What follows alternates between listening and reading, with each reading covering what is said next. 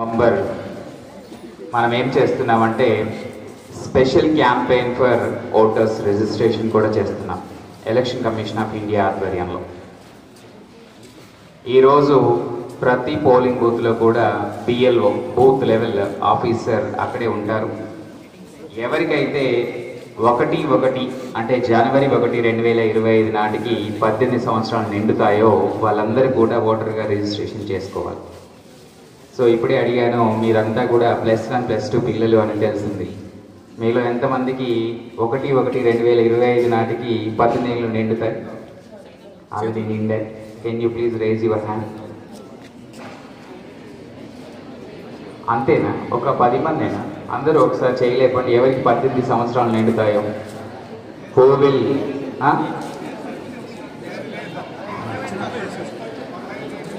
Okay, 18 నిండాయంటే age పెరిగిందనా? So yeah, మీరందరూ కూడా ఈరోజు ఓటర్స్గా నమోదు చేసుకోవాలని కోరుకుంటున్నాను.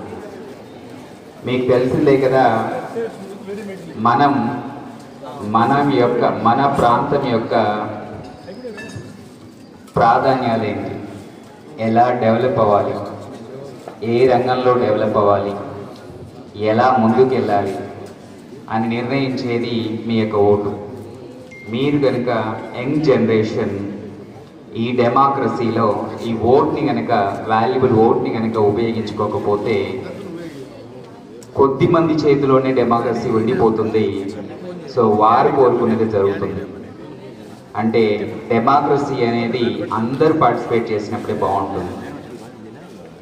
సపోజ్ మీరంతా యంగ్ జనరేషన్ పార్టిసిపేట్ చేయట్లేదు ఓటింగ్లో కానీ, ఓటర్ రిజిస్ట్రేషన్లో కానీ, ఎన్నికలు వచ్చినప్పుడు ఎన్నికల్లో పార్టిసిపేషన్ కానీ మీది లేదు అనుకోండి.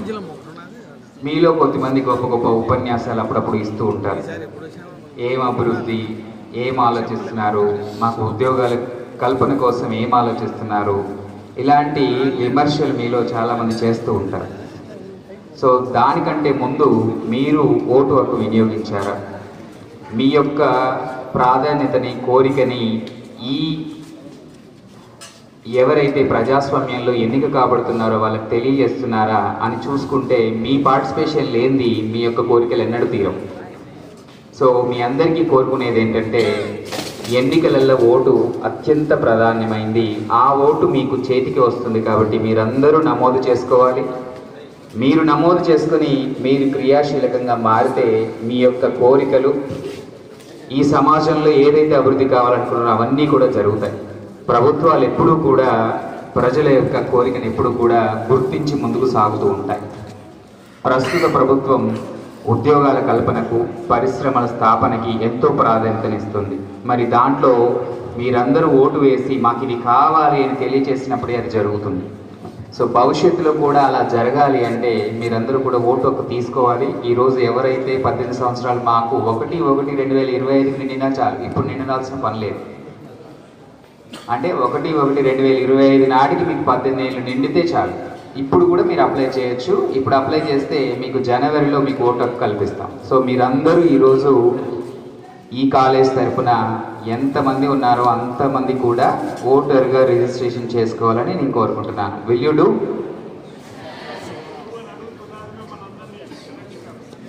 చేస్తాం, రైట్? సో తహసీల్దార్ గారిని ఒక స్పెషల్ బిఎల్ఓని వీళ్ళకి అలాట్ చేసి వీళ్ళందరి దగ్గర ఫామ్స్ తీసుకొని నమోదు చేయండి. అండ్ ఇప్పుడు జిఎన్ నాయుడు గారు చెప్పినట్టు మీ విద్యా సంస్థల తరపున ఈ రాజంపేట పట్టణ శుభ్రత కోసం మీరందరూ కూడా ముందుకు రావడం చాలా సంతోషం. పాపం చాలాసేపు ఎండలో ఉన్నారు పిల్లలు.